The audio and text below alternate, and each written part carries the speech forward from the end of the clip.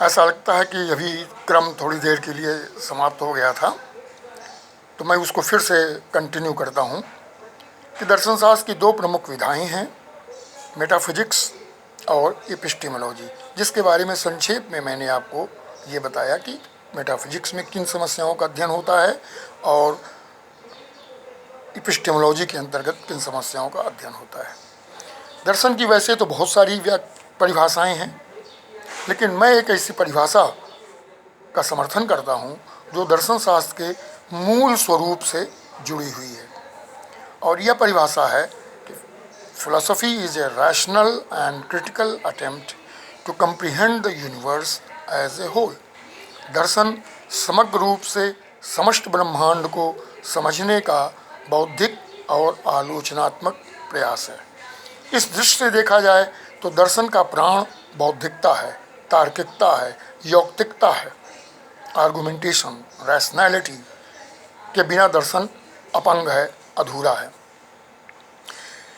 इसी तरीके से दर्शन बौद्धिक दृष्टि से समालोचनात्मक दृष्टिकोण अपनाता है। वो कई पूर्वाग्रहों से, पक्षपात से, मिथ्याग्रहों से, पूर्व मान्यताओं से शासित नहीं होता है। हम निष्पक्ष दृष्टि से समस्याओं का भी विश्लेषण करते हैं और मूल्यों के आधार पर हम मूल्यांकन करते हैं कि कौन कौन से सिद्धांत तार्किक हैं, यौक्तिक हैं, स्वीकार्य हैं, सपोर्टेबल हैं और कौन से सिद्धांत सपोर्टेबल नहीं हैं। इसके साथ ही साथ दर्शन शास्त्र की अन्य विधाएं भी हैं, जिनमें से महत्वपूर्ण विधाओं में एथिक्स है, आचार शास्त्र जिसको कहा जाता है, जिसके अंतर्गत हम नैतिक प्रतिमानों की स्थापना करते हैं और विभिन्न नैतिक मापदंडों के द्वारा मानव के कर्म आचरण का मूल्यांकन किया जाता है।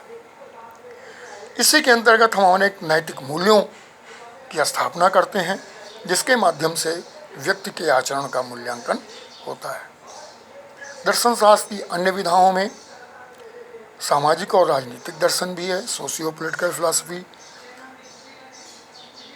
हम यह स्पष्ट रूप से कह सकते हैं कि दर्शन शास्त्र केवल अमूर्त विज्ञान नहीं है, वो सामाजिक समस्याओं और राजनीतिक समस्याओं का भी विश्लेषण करता है, सामाजिक संस्थाओं और राजनीतिक संस्थाओं का भी मूल्यांकन करता है और विभिन्न प्रकार के सामाजिक और राजनीतिक मूल्यों की स्थापना करता है। इस प्रकार हम देखते हैं कि दर्शन शास्त्र विभिन्न विधाओं के माध्यम से हमारे सर्वांगीण जीवन को प्रभावित करता है, हमारे लिए एक जीवन शैली, लाइफ स्टाइल उत्पन्न करता है कि हमारे जीवन के लक्ष्य क्या हैं, उन लक्ष्यों को हम कैसे प्राप्त करें। क्या हम केवल भौतिक प्राणी मात्र हैं जो भौतिक जीवन यापन करते हैं? तो यह स्पष्ट करता है ऐसा नहीं है। मनुष्य बौद्धिक भी है, नैतिक भी है, आध्यात्मिक भी है, भौतिक भी है, और इन सब के बीच समन्वय करना ही एक आदर्श मानव का कर्तव्य है। धन्यवाद। शेष अगले अंक में।